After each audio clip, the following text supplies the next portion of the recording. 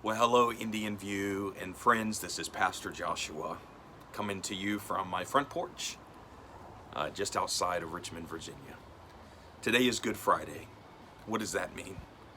Today is the day that over 2,000 years ago, Jesus, who is the living Christ, the child that we celebrated being born in Bethlehem just a few months ago, today is the day that he died at the hands of the powerful Roman Empire, betrayed by one of his closest followers, Judas, intimidated by the religious elite of the day, sentenced to death, believe it or not, by his own people who just a few days ago were crying out, many of them, Hosanna, the Son of David.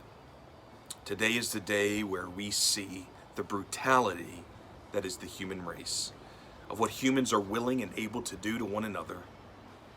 It's evil. And in the midst of it all, God didn't come to show us how to escape the pain and suffering of this world. God came to show us that He's able and willing to not only experience it Himself, but to walk with us through it.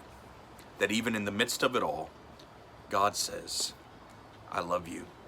In the midst of all that you're willing and able and capable of doing, I'm still here for you, to save you and to restore you to a right relationship with God. That's Good Friday, and that's what the cross is all about.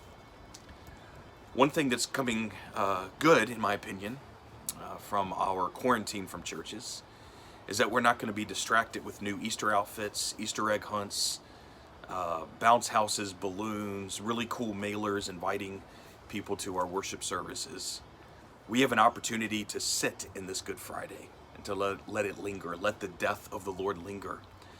We're not going to be distracted by the bells and whistles of what's become a holiday. We are going to have the opportunity to actually celebrate and worship and sit in what it means for Jesus Christ to die. He died for you. He died for me. Luke tells it this way. It was about noon and darkness came over the whole land until 3 p.m.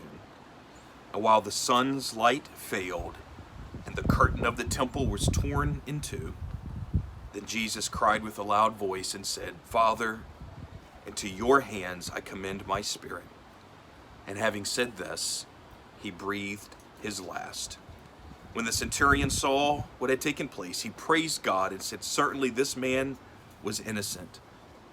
When all the crowds who had gathered there for this spectacle saw what had taken place, they returned home, beating their chests. But all of his acquaintances, including the women who had followed him from Galilee, stood at a distance watching these things. Let's stand at a distance and observe what it means for Jesus to have died for us. Let's not rush to Easter Sunday. All the trappings are gone this year. Let's watch what it means for Christ to be crucified.